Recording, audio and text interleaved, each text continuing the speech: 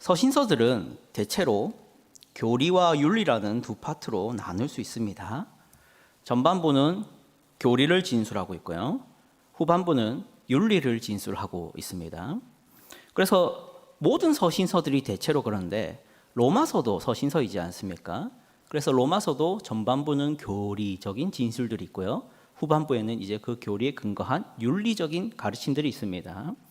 그러면 오늘 우리가 보게 되는 이 8장은 어디에 들어가냐 했을 때 전반부의 마지막이라고 할 수 있습니다. 우리가 지금 계속 8장만 보고 있죠. 그 이유는 이제 마무리를 잘 짓기 위해서, 이 교리 전반부 파트를 마무리를 잘 짓기 위해서 지금 8장을 세세하게 살피고 있는 중입니다.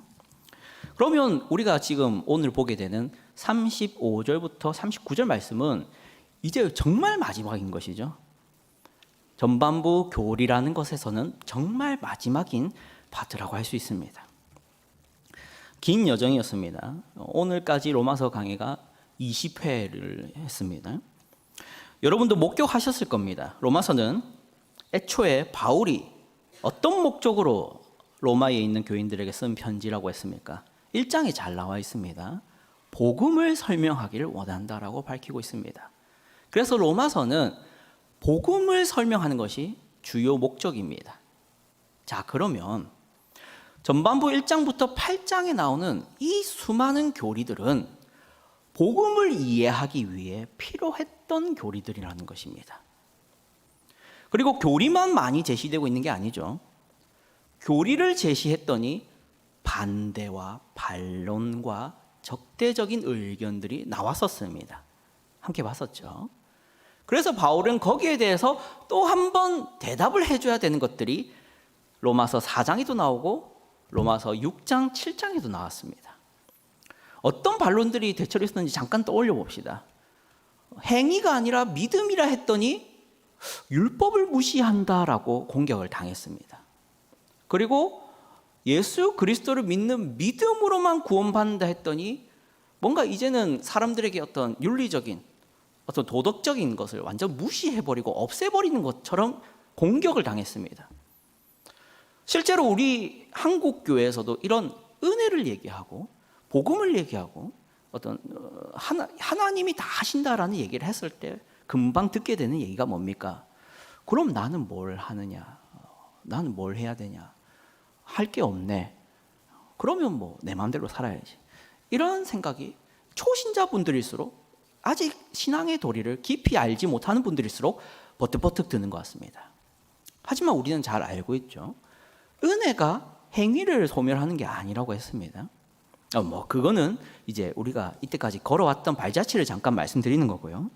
자, 그런데 이제 중요한 건 이겁니다. 설교를 시작하기 전에 앞서서 제가 서론적으로 이런 얘기를 드리는 이유가 뭐냐면 한 가지 지적하고 넘어가야 될 지점이 있다는 겁니다. 바울은 지금 분명히 로마서를 복음을 설명하기 위해 썼다 했습니다. 그런데 이 복음을 설명하는데 왜 이렇게 많은 교리가 필요하고 왜 이렇게 많은 공격들이 있고 왜 이렇게 많은 설명들이 필요하냐는 겁니다. 우리가 보통 경험하기로는 복음하면은 예수님이 죄인들을 대신해서 십자가에 못 박혀서 죽으신 것 이렇게 이해하지 않습니까? 자, 그러면 바울은 왜 그렇게 서신을 끝내지 않고 이토록 많은 얘기를 해야 됐던 것이냐는 겁니다. 이걸 통해서 우리가 지적을 해봐야 될 건 이것입니다. 한국교회의 많은 문제들 중에 하나는 복음을 너무 만만하게 여긴다는 것입니다. 만만하게 여긴다는 것이죠. 폴 워셔 목사라고 있습니다. 미국의 유명한 복음 전도자인 폴 워셔 목사님이 있습니다. 그분이 한 말을 잠시 인용하도록 하겠습니다. 들어주십시오. 그리스도인들이 복음의 열정을 느끼지 못하는 이유는 복음을 쉽게 터득할 수 있는 기독교의 기초 지식 정도로 생각해서 대부분은 그보다 더 깊이 이해하려고 하지 않기 때문이다. 그런 태도는 옳지 않다.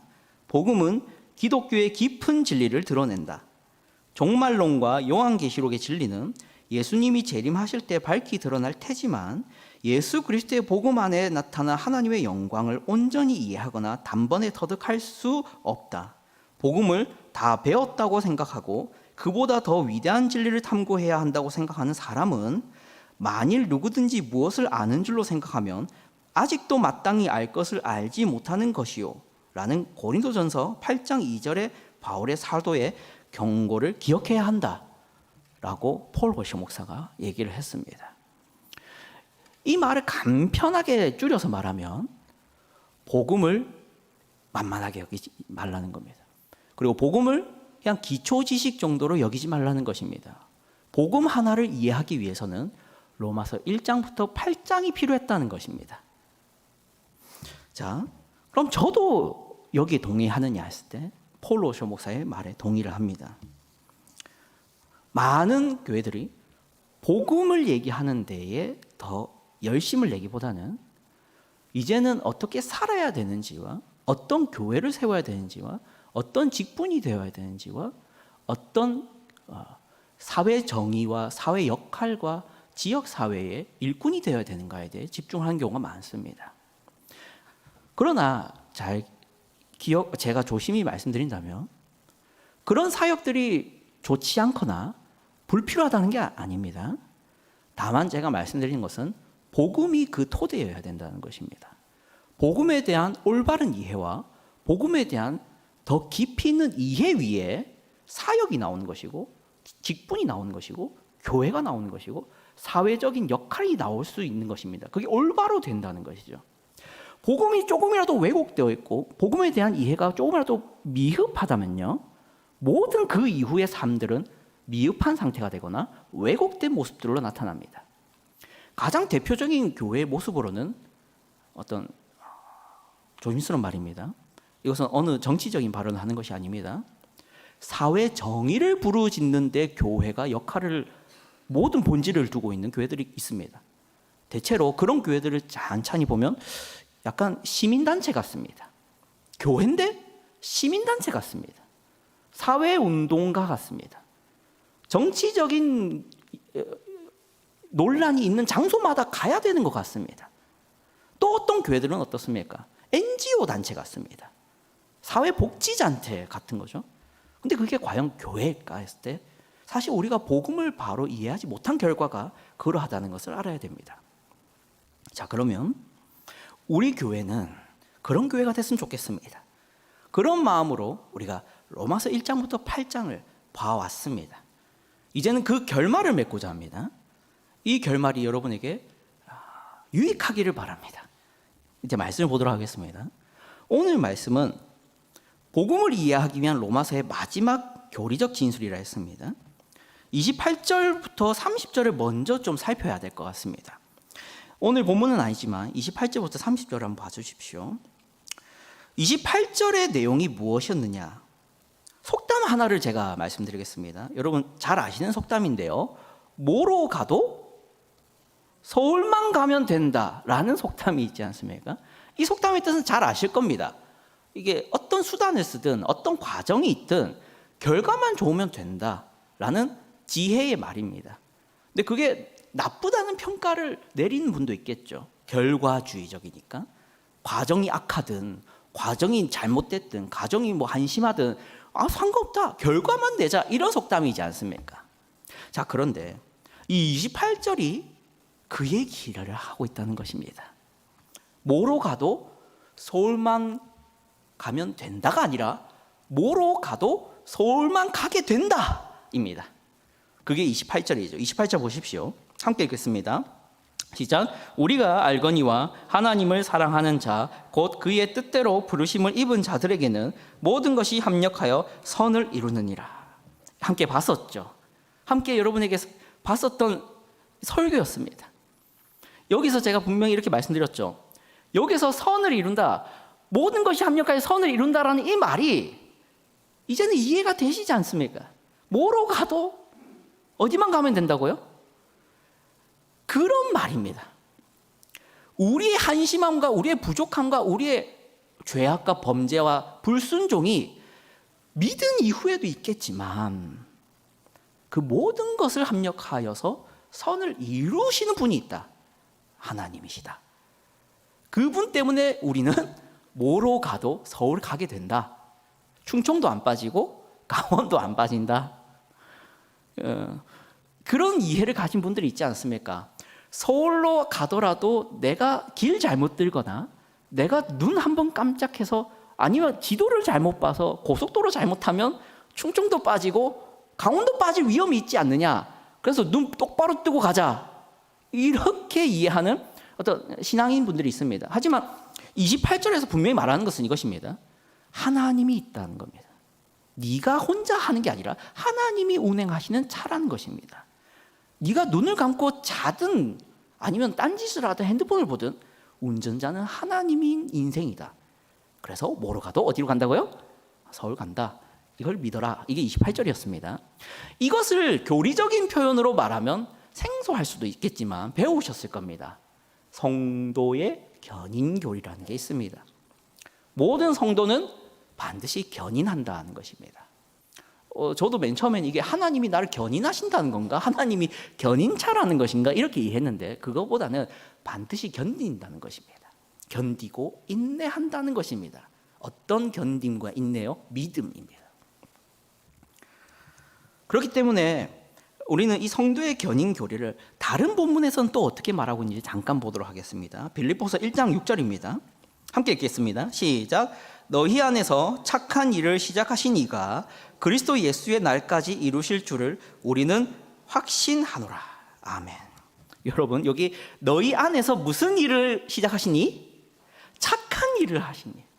여기서 착한을 우리가 너무 피상적으로 이해하면 안 됩니다. 여기서 착한이 함축하고 있는 놀라운 의미들이 있습니다. 그게 어디 있습니까?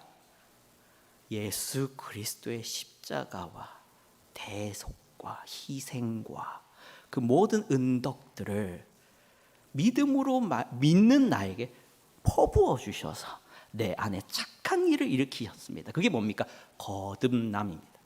중생입니다. 그게 착한 일입니다. 자, 그러면 그거를 시작하신 이가 어디까지요? 그리스도 예수의 날까지 이루신다. 그리스도 예수의 날까지가 뭡니까? 종말입니다. 종말. 성도의 견인교리가 이것입니다. 이것을 여러분이 믿습니까? 이게 로마서 8장의 마지막에 계속 선언되고 있는 위대한 진리입니다.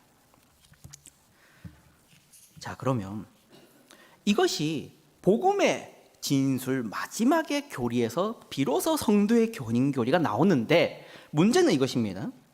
31절부터 이제 보시면 바울은 몇 가지 신중한 얘기를 하기 시작합니다.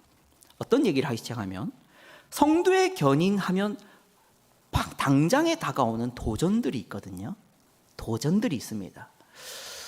정말로 성도는 탈락하지 않는가? 정말로 성도는 중간에 믿음을 버리지 않는가? 정말로 성도는 신앙생활 하다가 하나님 곁을 떠나지 않는다는 것인가? 하는 의문이 생기는 분들이 있을 겁니다. 그리고 그분들이 의문이 드는 합당한 이유들이 있습니다. 그것이 여기에 5가지 정도가 나옵니다. 5가지 정도. 먼저 31절을 보십시오. 그런즉 이 일에 대하여 우리가 무슨 말 하리요? 만일 하나님이 우리를 위하시면 누가 우리를 대적하리요? 여기서 이런 표현이 나오죠. 그런즉 이 일에 대하여 우리가 무슨 말 하리요? 자, 그러면 이것을 그냥 문자적으로 딱 읽지 말고 이 상황을 좀 생각해 보십시오. 바울이 이 말을 굳이 하는 이유가 뭐겠습니까? 무슨 말을 하는 사람들이 있다는 겁니다. 무슨 말을 꼭 한다고요. 성도의 견인이라고 얘기해도 꼭 그 얘기를 듣는 분들 중에는 무슨 말을 합니다. 그리고 무슨 말을 합니까? 만일 하나님이 우리를 위하시면 누가 우리를 대적하겠느냐라고 바울은 얘기합니다. 그 말은 반대로 말하면 무슨 말을 한다고요? 하나님이 네 편 맞냐라는 질문을 한다는 것입니다. 하나님이 그래 너를 구원하신 건 알겠다. 근데 그분이 정말로 네 편이냐 겁니다. 보십시오. 만약 하나님이 나를 구원은 하셨을지 몰라도 내 편이 아니라면요, 이제 그 이후로는 각자 도생입니다. 각자 도생입니다. 가짜 도생. 여러분, 가짜 도생이 뭡니까? 베어 그릴스라고 아십니까? 사과를 베어 문단 말인가? 라고 들으시는 것 같은데, 사과를 베어 문다는 게 아니고요. 베어 그릴스라는 이 미국인 맞나요? 미국인 맞나 모르겠습니다. 외국인입니다. 하여튼 머리 노란 분입니다. 그분은 이제 저 아마존 같은 곳에 이제 스스로 들어가서 이제 살아남는 것을 영상으로 제작해서 이제 그걸 살아남는 법, 생존법을 이제 알려주는 그런 내셔널 지오그래픽에 주로 나오는 주인공이십니다. 그게 이제 생존을 해야 되는 것이죠. 도시의 문명과 슈퍼마켓의 도움이 없이, 편의점의 도움이 없이, 국가 지도자들의 어떤 도움이 없이 아마존이라는 곳에 한 인간이 스스로 생존을 해야 되는 문제입니다. 그렇게 되니까 이제 뱀도 잡아먹고요, 벌레도 잡아먹고요. 정말 더러운 얘기인데 물이 없지 않습니까?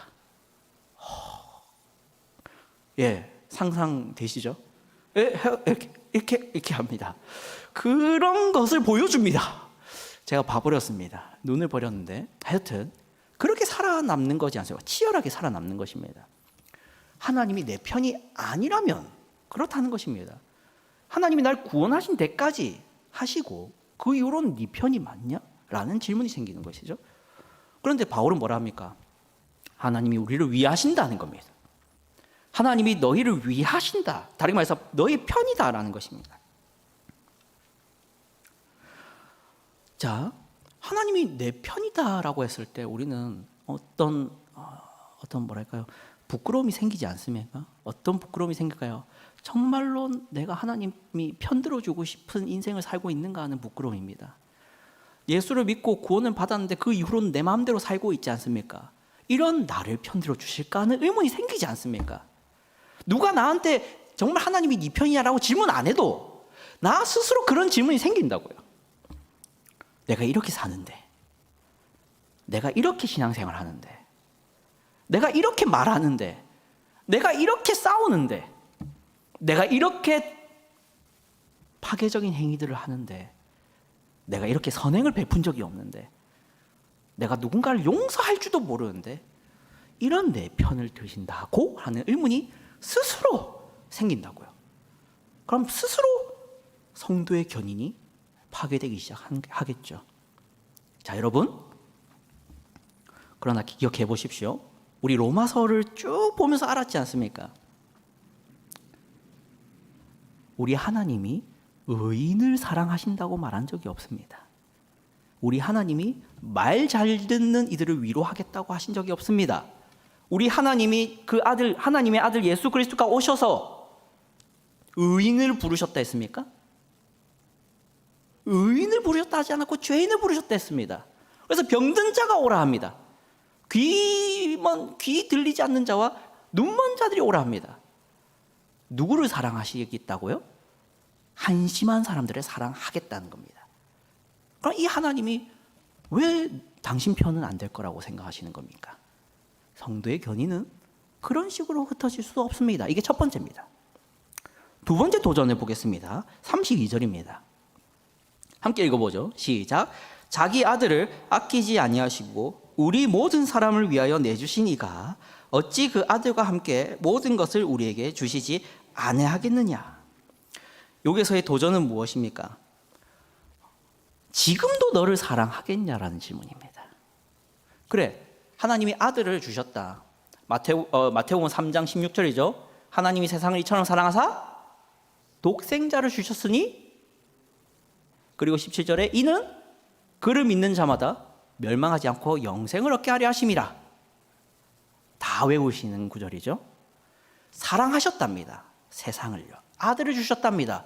그럼 그것까지는 이해하겠습니다. 그 이후로도 사랑할까요? 입니다. 하나님 정말 지금의 나를 사랑하시겠습니까? 내가 그때는 순종했습니다. 내가 그때는 믿었습니다. 내가 그때는 찬양을 불렀습니다. 그때는 섬겼습니다. 그때는 내 모든 마음과 열정이 하나님을 향했었습니다. 그게 나의 초기 신앙이었습니다. 그런데 10년이 지나니 20년이 지나니 30년이 지나니 지금은 그때 같지 않습니다. 그런 나를 지금도 사랑한다고요? 이런 의문이 안 생깁니까? 그런 의문이 성도의 견인을 공격하기 시작합니다. 이제 세 번째 도전을 보겠습니다. 33절입니다. 함께 읽겠습니다. 시작. 누가 능히 하나님께서 택하신 자들을 고발하리요 의롭다 하신 이는 하나님이시니. 여기서 고발이 나옵니다. 여기서 사람들이 살아가면서 들만한 염려는 무엇입니까? 누군가가 나의 죄를 고발하면 하나님도 나를 네가 그랬다고? 몰랐네? 너무 더럽구나. 가라 하실 것 같은 염려라는 것입니다.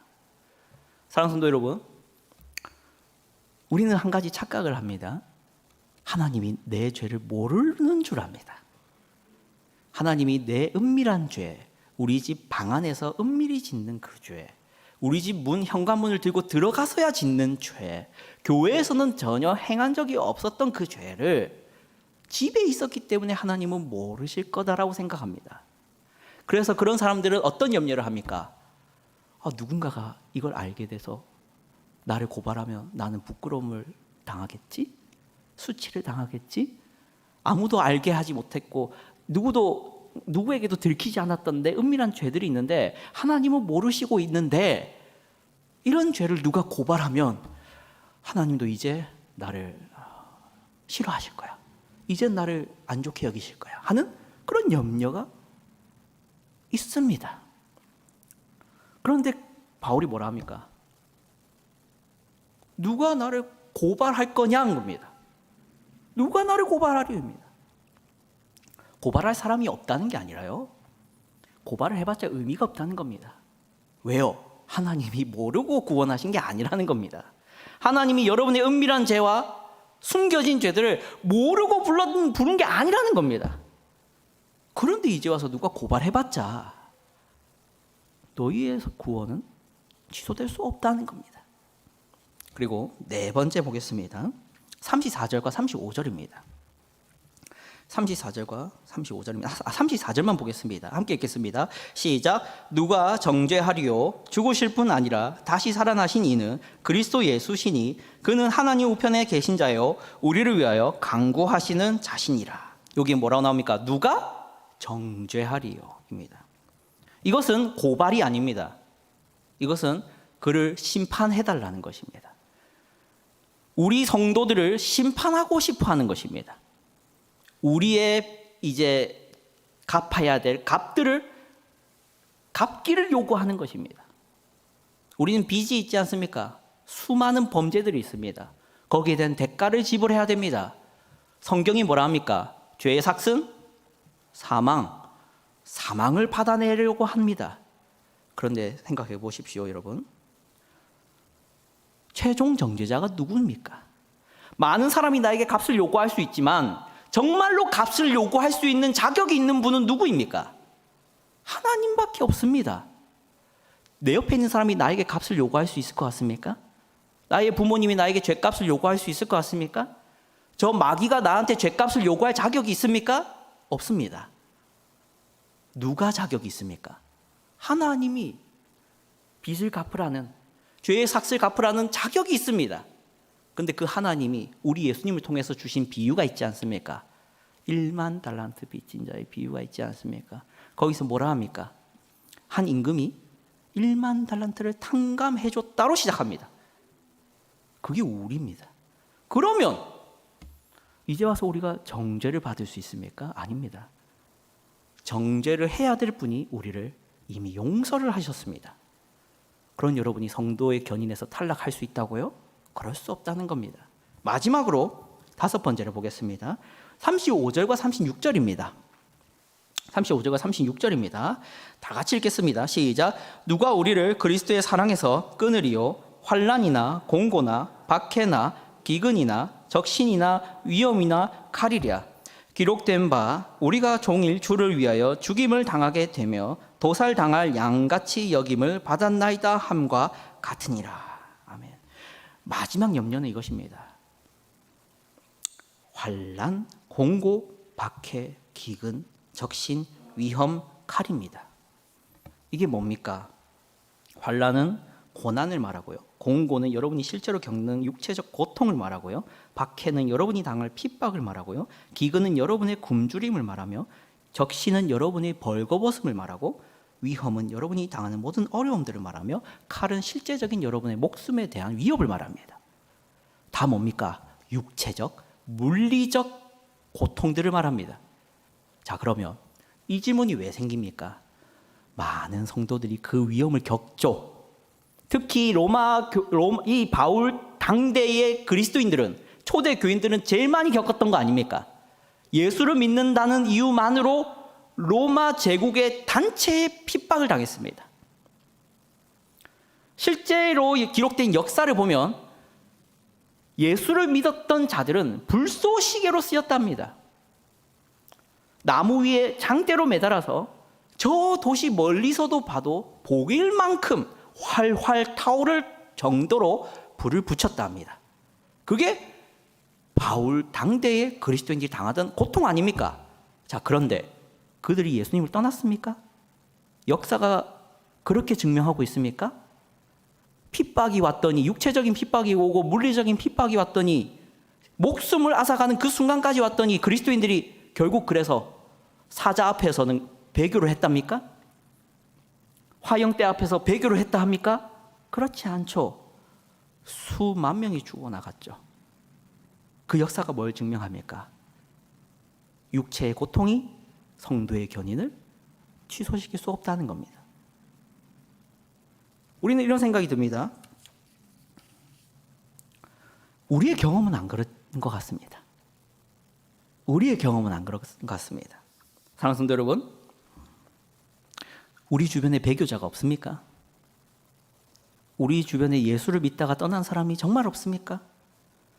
우리 주변에 기독교 단체, 기독교 선교 단체 활동을 열심히 하다가 이제는 술집에 있는 분들이 없습니까?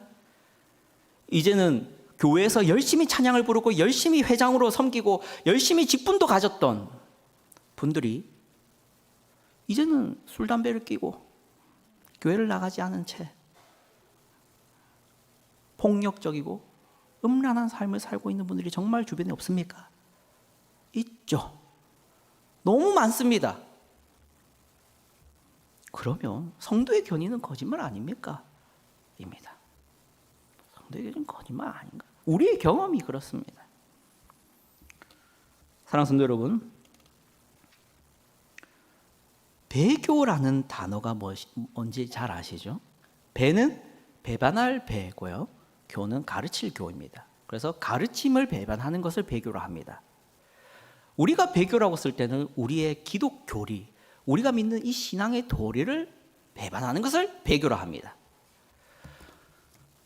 그런데요, 종종 배교라는 단어를 사용하시는 많은 분들이 있는데요, 저는 배교라는 단어를 쓰는 것을 그리 좋아하지 않습니다.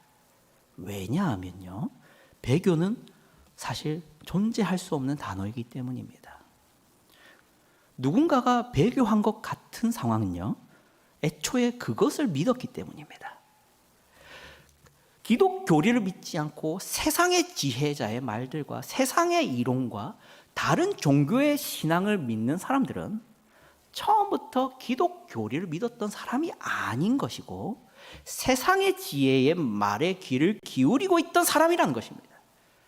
그래서 엄밀한 의미에서 배교는 존재하지 않습니다. 성도의 견인이 무엇입니까? 하나님을 배신할 수 없다는 겁니다. 뭐로 가든 앞으로 가든 뒤로 가든 하나님의 곁을 떠날 수 없다는 것이 성도의 견인교리입니다. 모든 것이 합력하여 선을 이룬다는 것이 그런 진리입니다. 이것을 믿는 우리가 누군가가 이제 하나님을 떠났다고 해서 누군가는 이게 신중하지 못하고 경계하지 않으면 떠날 수도 있구나, 이런 생각을 해서는 안 되는 것입니다. 그들은 애초에 그들이 하나님을 떠나 있었다는 것을 증명하는 것입니다. 그의 삶으로 말이죠.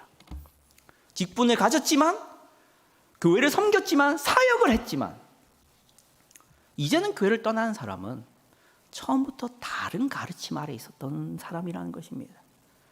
저는 종종 유튜브 아시지 않습니까? 여러분 유튜브 잘 아시죠? 유튜브라는 플랫폼이 있습니다. 동영상을 올리는 플랫폼입니다. 거기에 여러분 안티 크리스찬이나 혹은 교회에 대한 비판 이렇게 쳐보십시오. 정말 많은 교회에 대한 비난과 비판을 하는 공개적인 영상들이 많습니다. 자, 그런데 거기에는 기독교인이 대다수입니다. 교회를 욕하는 영상, 그리고 교회를 욕하는 인터뷰를 하는 그 모든 대부분의 사람들이 기독교인들입니다. 목회자도 있습니다.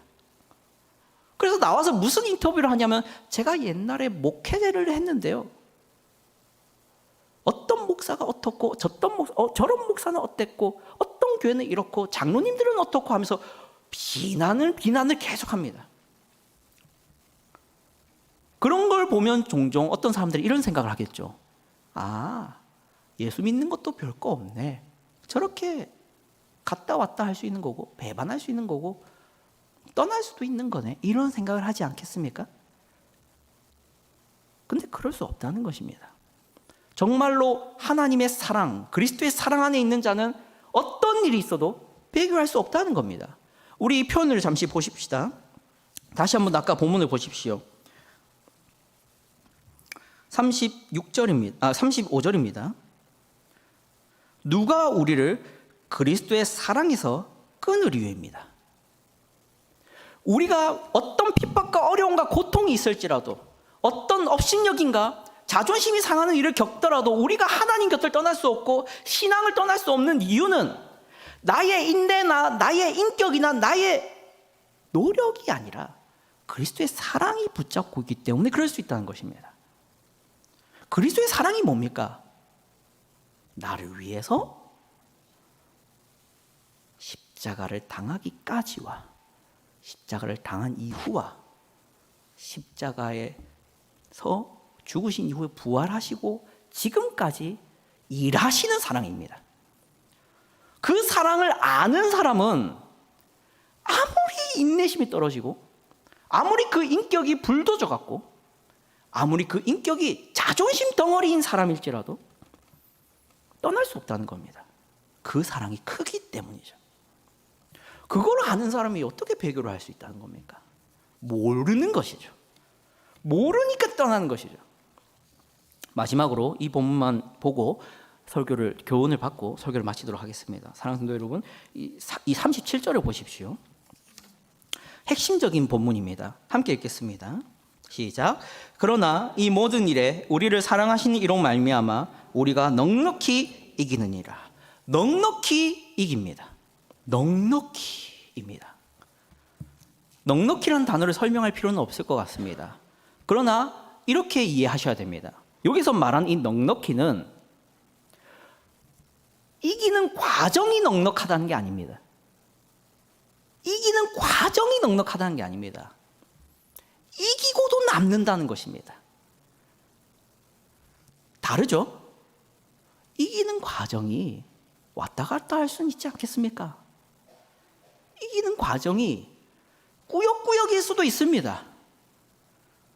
성도의 견인으로 말미암아서 결국에는 하나님 앞에 서게 되는 그 확정된 그 사실이 있을지라도 우리는 범죄할 수 있고 떠날 수도 있고 일시적으로는 배교한 것처럼 보일 수 있습니다. 배교한 것처럼 보일 수 있습니다. 하지만 돌아온다고요. 그게 넉넉히 이김입니다. 왜 그렇습니까? 나는 한심하지만 하나님은 위대하시거든요. 내가 만약에 구원을 이루는 주체라면 우리는 실패할 것입니다. 하지만 구원을 이루어 가시는 주체가 내가 아니라 하나님이기 때문에 넉넉히 이긴다는 이 말이 되는 것입니다. 사랑하는 성도 여러분, 설교를 마치겠습니다. 로마서 3장 27절과 28절로 마치도록 하겠습니다. 27절과 28절을 봐주십시오. 로마서 3장 27절과 28절입니다.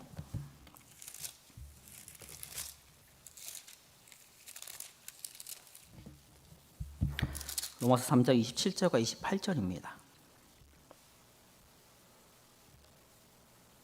함께 읽겠습니다. 시작. 그런즉 자랑할 때가 어디냐? 있을 수가 없느니라. 무슨 법으로냐? 행위로냐? 아니라 오직 믿음의 법으로니라. 그러므로 사람이 의롭다 하심을 얻는 것은 율법의 행위에 있지 않고 믿음으로 되는 줄 우리가 인정하노라. 아멘. 여기에는 행위라는 단어가 나오고 믿음의 법이라는 단어가 나옵니다. 이것을 우리가 지금 하고 있는 맥락에서 말씀드리고 싶습니다. 여러분, 행위란 내가 구원을 이룬다라는 얘기고요.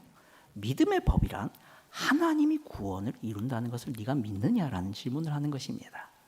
사랑하는 성도 여러분, 우리의 구원이 취소될 수 없는 이유는요, 우리의 행위가 아니기 때문입니다. 만약 우리의 행위가 구원을 이루는 근거라면 반드시 실패할 교리입니다. 성도의 견인이란 교리는 없습니다. 하지만 하나님이 하시는 것을 네가 믿느냐는 질문을 하는 구원이기 때문에, 하나님이 이루시는 것이기 때문에 성도의 견인이라는 게 나오는 것입니다. 그리고 넉넉히 이김이라는 것이 우리에게 제시되고 있는 것입니다. 여러분, 이것을 믿으셔야 됩니다. 이것을 믿는 게 여러분에게 유익하기 때문입니다. 믿는 게 여러분에게 구원을 이루는 의무가 아니라 여러분에게 유익이기 때문입니다. 왜 그렇습니까? 넉넉히 이긴다는 사실을 모르고, 미래를 모르고, 소망이 없이 하루하루를 나의 어떤 실패와 나의 성공 하나하나에 일희일비하는 사람만큼 불행한 사람은 없기 때문입니다. 오늘은 내가 이렇게 살았으니 내일 혹시 눈을 못 뜨는 거 아닌가? 오늘 아침에 내가 화를 냈으니 오늘 저녁에 내가 번개를 맞는 건 아닌가?